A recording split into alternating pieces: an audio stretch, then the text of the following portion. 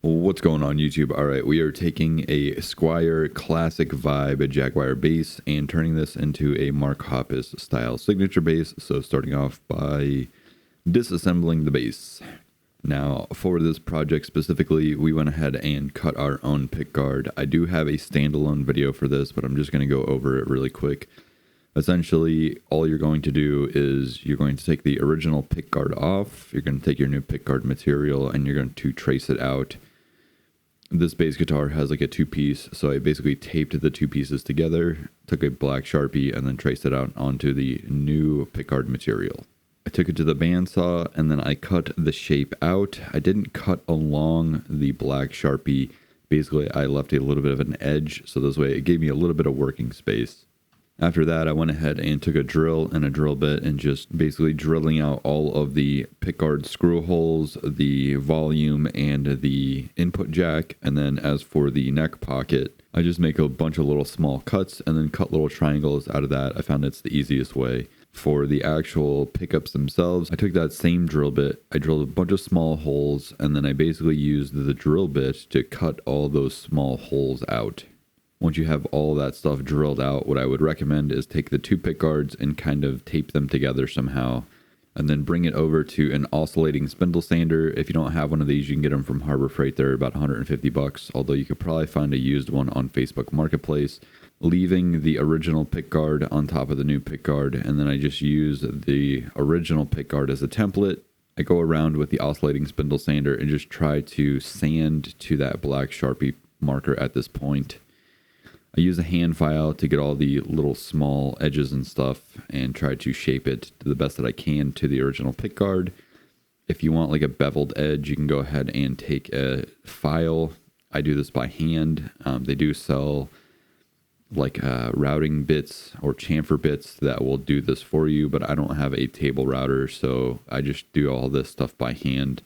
And then last but not least, when you have the shape cut out roughly to what you think it should be, you can then go ahead and test fit it. Now, this might take you a couple of times, but basically I would have to test fit it, take the pickguard off. I would have to sand or file certain parts to make it fit a little bit better. This is a back and forth thing. Eventually you will get it and it will fit properly. Now, as for the jazz pickup cavity, what I used was JB Weld Quick Wood. This is a two-part epoxy. You can get it at like Lowe's and Home Depot. I think I spent like $7 or $8 for the tube. I ended up using 2 of these tubes to fill in the entire cavity itself. I wanted to try this and see if it would work better than using like the liquid epoxy. Once this is cured, you can then go ahead and sand it flat. I think at this point I'm using something like 240 grit just to level everything out. Once I have everything leveled out, what I will take is some glazing or spot putty. You can get this at the store. I just take a small amount and I spread it out. I basically just want to make sure that this cavity doesn't show through to the new finish. You can go ahead and sand that flat. And then what I'm going to use is something called guide coat. You can also use like a primer or even like a Sharpie marker, but essentially this is just going to help. This will show me where my high spots and low spots are. And then if I need to add more spot putty just to make sure that it fills in and lays flat when I apply the paint. At that point, I'll go ahead and tape off my neck pocket. Now, what I do after I tape off the neck pocket is I just take my finger and I go around the edge and I kind of lift the edge just to make sure that when I pull the tape off, it's not going to pull the new paint with it as well. At this point, I'm going to go ahead and clean off the body with some rubbing alcohol, and then I'm going to use something like an Intercoat Clear or a 2K Clear Coat to just help seal in everything that I did here for that jazz pickup cavity. Also, this will give me a nice little cushion. It'll level out and a little sand out flat, so this way I have a nice flat surface. Once that cures, give it a couple of days and then you can go ahead and sand it flat. Now I'm going to use a gray primer first. This is going to be just kind of like a base coat. Essentially this will be sanded flat. Once that's cured for a couple of days, you can then go ahead and sand this flat again. You don't have to do this a million times. If you wanted, you could just apply 1 can of primer, sand it flat, and then move on to color, but I am going to be using a white primer. This will just help the silver coarse metallic pop a little bit better. Also at the same time too, this white primer is going to act as a sealer, so when I do go to sand the white primer, I'm not going to break through this. I'm just sanding it flat with something about 600 grit. Take a little block sander and some 600 grit and then just very lightly scuff. Make sure everything is flat and level, and then you can move on to your next step, which is applying color. Because I am using a candy, the candy color itself is transparent, so I need a silver coarse metallic. Now, you can use other color metallics, that's entirely up to you, but I'm going with silver because I want the orange to be really bright. So apply your silver coarse metallic until you get full coverage. This might take 2 or 3 coats. Once you have achieved full coverage, you can then go ahead and apply your candy. Now, at this point, I do want to recommend at least giving a good 15 to 20 minutes in between each coat. This will also depend on your temperature and humidity outside. So if it's a little bit hotter outside, it might make the paint cure a little bit quicker, but then also take into consideration humidity, because if you apply too many coats in between each other very quickly, the humidity can get trapped in between each layer of paint. So take that into consideration. Once you have achieved full coverage with the silver coarse metallic, you can then go ahead and move on to your color. Now, like I mentioned, I'm using candy orange. So for this candy, what I recommend is doing the sides first. And the reason why I say do the sides first is because, again, the candy is transparent. So if you apply too much color in one area, essentially what you'll get is like a dark spot. Because the more coats of candy you apply, the darker the color becomes. So what I do is I do the sides first, and then I move on to the front and back. Because in my thinking, if you were to do the front and back first and then go to the sides, you would have a lot of paint on those edges. And so they would almost give you like a kind of sunburst effect if you applied too much color to those sides. And that's just the way that I was thinking. That's why I did the sides first, and then I went to the front and back. Also, another thing to note, if you are going to use something like a candy, you have to make sure that, number one, you're doing very good overlapping passes. They have to be 50 to 75% in overlap, because if you don't overlap them correctly, you'll probably get something what we would call tiger striping. And number two, you want to make sure that you're keeping your hand as far away from the body as possible. So a good probably 8 to 10 inches is where you want to have your hand. You also want to do very even sweeping coats, because if you don't do even coats, essentially what you'll get is tiger striping, number one, and you'll see where one pass starts and the other pass ends. So it'll have like a really dark line in it. That's why I say 50 to 75%, probably more on the 75% overlap. Continue to apply your color until you achieve the color that you want. I originally did a small test sample of this first, and I think I said 4 coats was enough. That was the depth and color of the orange that I wanted. So we did about 4 coats on this base entirely. After you achieve the number of passes or coats that you want to apply with the candy, you can then go ahead and clear coat it. I've done this a million times before, so take the gray cap off the bottom. Take the ring inside of the gray cap, thread that through the bottom of the can onto the little pull tab, pull that all the way out and start to rotate the can. There's going to be some resistance when you first pop this, and then after about 3 or 4 turns, you'll notice that that blade has cut the activator bag inside and started to make the can spin really free. You'll see what I'm talking about if you use this custom can stuff.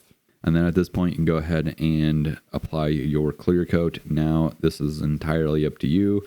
I use the entire can. I just want to get as many coats of clear coat on this thing as possible, because I am going to do something called flow coating. So after a few days of the original can of clear coat curing, what I'm going to do is I'm going to cut this with 800 grit and then re-clear coat it. So this is what a lot of like lowrider guys will do, and even some painters will do this too. It just makes it a little bit easier in the long run, but essentially you're going to cut this. You can do 800 grit. I know that there are some people that probably do 1,000, 1,200, 1,500. 800 to me, I think, is more than enough. It still gives the new clear coat something to bite into. But anyways, so I did 800 grit. I basically kind of wet sanded this until I got a nice even flat surface to where the whole guitar looked uniform. If you plan on flow coating and you have everything nice and leveled out, you can then go ahead and apply a second can of clear coat. Again, I use the entire can. While the guitar body is curing, I went ahead and worked on the neck. Essentially, all I had to do was knock down some sharp edges on some fret ends. If you've never really used a fret end file, they're pretty easy to use. You're not trying to apply a lot of force, and essentially all you're doing is you're just using that edge to knock down any sharp spots. And then I installed the tuners. Now these tuners do not line up with the original holes in here, so I'd had to do some modifications to this. Obviously we filled in the original screw holes where the original tuners went because the new tuners do not line up with those. So basically just a little bit of wood glue and some toothpicks, let those cure for a little bit, and sanded it all flat. For the actual neck itself, I went ahead and just used some 800 grit to get rid of all the glossiness on the neck as well, because I really don't like glossy necks. 800 grit, sanded it flat, just make sure it looked nice and smooth, and that was pretty much it. You don't have to do 800 grit, 1000, 2000, whatever. I just go to straight 800 grit, and then I wipe it clean, just make sure it looks all nice and uniform. That was it.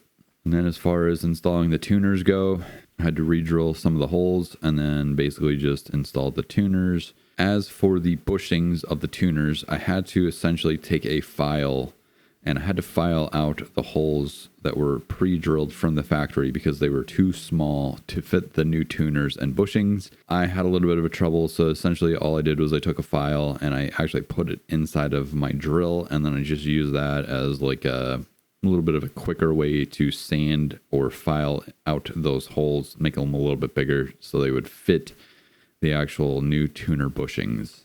It worked. Unfortunately, I didn't record that, but then I'm just going to go ahead and drill out the new screw holes for the tuners. Nothing real scientific about this. Put one in, line it up, make sure it looks straight, and then just drill the holes, install the tuners. So without further ado, let's go ahead and hear what the bass sounds like, and then we're going to go ahead and talk about the bass after we are done.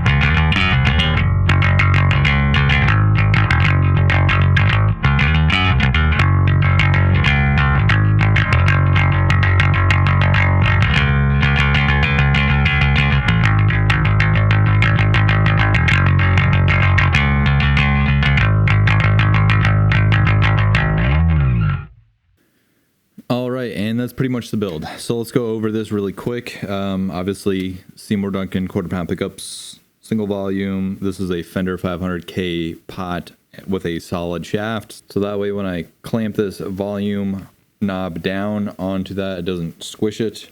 We have a Goto Japanese all-black bridge on the back. We have a custom neck plate from Blades Guitars. He's out of France. If you guys ever need one, pretty sweet. Obviously, we repainted this with some candy orange. Now, the process for this was a little challenging, as I've never really shot candy before. So the gist of it is, obviously, we had to fill in the jazz pickup that was here. Obviously, we cut the pick guard for this on this guitar specifically. I don't know if I would have found anybody that had purple pick guard material. I'm sure somebody could have possibly picked some up and done this for me, but I figured this was a good opportunity to show people how to do it if they wanted to as well. I made a standalone video for that, and I'll link it up here somewhere. I'll get back into the paint really quick, and then some Leo Quan badass bass tuners. So these base tuner, like the pre-drilled holes that came from the factory, these were pretty big, and I normally use the shalers for these, but I had a gold set, and the gold set were like the ferrules here were too wobbly, like they didn't fit in the hole correctly, so I had to actually widen these holes so I could fit these in. But I figured it was easier to widen the hole and fit a larger tuner, like a actual tuner in here, than to try to make the smaller shaler ones work. So yeah, we took obviously a stock Squier classic vibe Jaguar base. We removed this. So as far as the pickup goes, we put in some JB Weld quick wood 2-part epoxy. Filled that in with 2 sticks, pretty much sanded that flat, and then did the paint work on this. So the candy paint work is as follows. I mean, it was pretty difficult, or I guess I should say challenging. Again, like I mentioned, is I've never used candy paint on something this big. Smaller things, I think it's easier to use candy paint on, like if you're painting a controller or anything. But anyways, so a silver coarse metallic base color. Well, I guess I should say we did 2 coats of primer. So we did the gray. I sanded that flat and just made sure it was like entirely flat. And then I did a white primer as a sealer. And then I sanded that smooth, not like, obviously we sanded it flat and smooth, but not breaking through the white. Applied this silver coarse metallic just so we can make that silver coarse a little bit brighter. And then we applied the candy orange. So in the video, like I mentioned, I go around the sides first, and then when I do the front and the back, I try to hold my hand at the same distance and then do like a very good 50 to 75% overlap. The first coat was very light, and then from there I just kept building. Do the sides, because I feel that when you're spraying the candy across the body, if you don't do the sides first, and this is just my thing is the way that I was thinking is, if you didn't do the sides first and then you just started with the front and then you went to the sides, you would get like a kind of dark, almost sunburst. And that's just the way I'm thinking that may have happened, because that candy is translucent. So if I were to do the sides, eventually the sides would get a lot darker and you'd almost have like a sunburst effect. I wasn't really trying to go for that. I wanted it to all be kind of like one uniform color. I think we did a pretty good job on that. I did still have to cut and buff this even after we tried doing the flow coating with it. But it honestly, at the end of the day, cutting and buffing that second flow coat made it a lot easier. I didn't have to use nearly as much like grit. So I basically just started with a 2000 grit. And then once I got 2000 grit and it was flat, I just went ahead and buffed it out, and it was pretty good from there. Super happy with the way this turned out. We kind of did up the neck a little bit on this too, so we went around and did all the fret end file. It is a lot better than it was. There's not like a lot of like sharp edges and stuff on here. So the only other thing is I need to do like a proper setup on this, because the E and A string kind of buzzed a little bit, and I lifted them up to the point where I thought that they were good, but this first fret up here is still a little close to the string, so either have to add some neck relief or lift up the saddles a little bit more, but the E and the A string are up kind of high. So, and then for the back of the neck, like I said, we were going to take care of that, so I just went straight with 800 grit, sanded it all down smooth. No more glossiness. It's a lot easier to slide. I don't know. The gloss to me is just, it's too sticky. So 800 grit. I didn't do anything else. Basically just took 800 grit and sanded it flat and smooth and wiped it off. That was pretty much it. I may have to go back through eventually if I do continue to play this a lot. And then sometimes what will happen is the sweat from your hand will start to make that neck glossy again.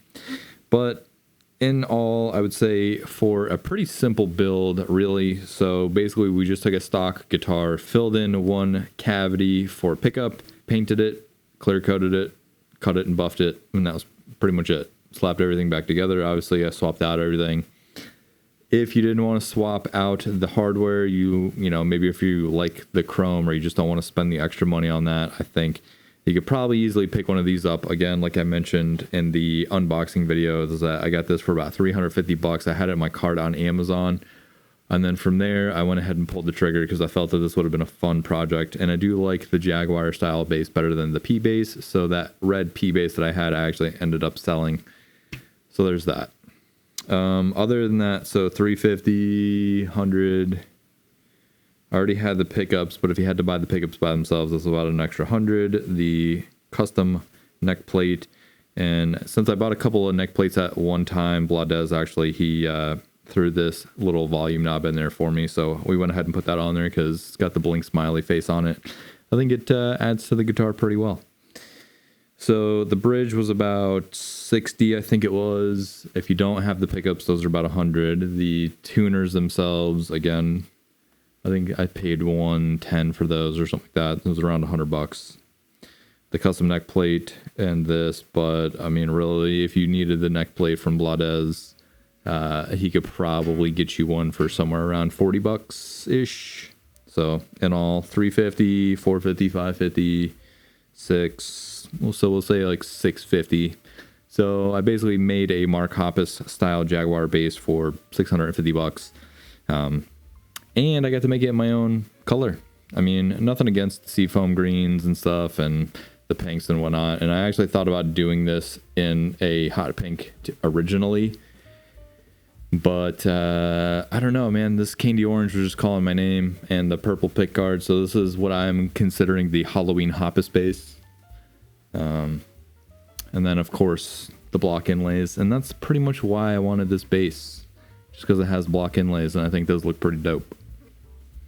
So yeah, 600. We'll say south of 700, but I don't think I spent more than that. So fun little project.